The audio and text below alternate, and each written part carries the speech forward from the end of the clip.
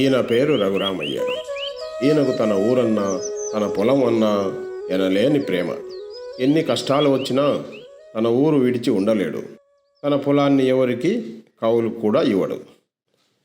ఇంకా అక్కడ వస్తున్నాడే ఆ అబ్బాయి రఘురామయ్య గారి మనవడు. వాడి పేరు చిన్న. వాడికేమో వాళ్ళ నాన్నమ్మ తాతయ్యలంటే అమితమైన ప్రేమ, ఇష్టం. వాళ్ళిద్దరినీ వదిలి వాడు ఎక్కడికి వెళ్ళడు. వాడికి అన్నీ తన తాతయ్య బుద్ధులే.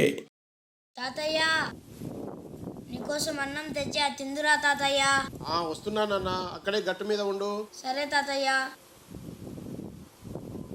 ఈరోజు కూడా బడికి వెళ్ళకుండా నువ్వే అన్నం తీసుకుని వచ్చావా? నేను కాకుంటే ఇంకెవరు తీసుకొచ్చారు తాతయ్య? మీ నాన్నమ్మ తీసుకొని వస్తుంది కదా నాన్న.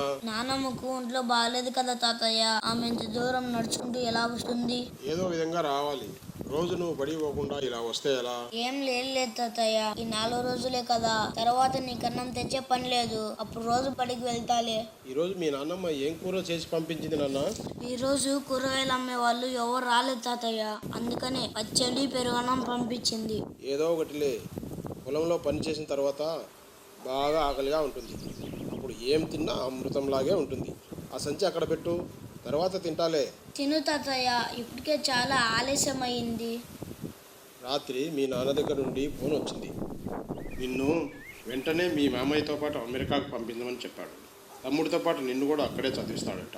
లేదు తాతయ్య, నిన్ను నాన్నమ్మ వదిలి నేను ఎక్కడికి వెళ్ళను. మీ నాన్న నా మీద కోపడతాడు నాన్న. నేను రానని మా నాన్న ఫోన్ చేసి చెప్తాలే తాతయ్య. అలా అంటే ఎలా నాన్న? మీ తమ్ముడితో పాటు నిన్ను కూడా అమెరికాలోనే చదివించాలని మీ నాన్న కోరిక.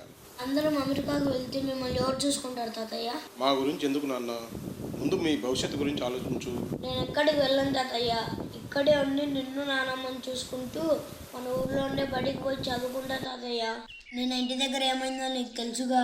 నాన్నమ్మ కళ్ళు తిరిగి కింద పడిపోతే నేను వెళ్ళి డాక్టర్ని తీసుకొచ్చా. అదే నేను లేకపోతే మీ పరిస్థితి ఏంటి తాతయ్య? మిమ్మల్ని ఎవరు చూసుకుంటారు తాతయ్య? ఒంట్లో శక్తి ఉన్నన్నాళ్ళు చేసుకుంటూ ఉంటాం. చేయలేని నాడు ఏ అనాథ శరణాలయంలోనో చేరి మా జీవితాన్ని గడుపుతాం. అలాంటివి ఉండేది అనాథులకే, మీకు కాదు తాతయ్య. మేమందరం ఉండగా మీరు అనాథులు ఎలా అవుతారు తాతయ్య? ఇంకా నువ్వేం మాట్లాడకు తాతయ్య. నేను అమెరికాకు వెళ్ళానంటే వెళ్ళను, అంతే.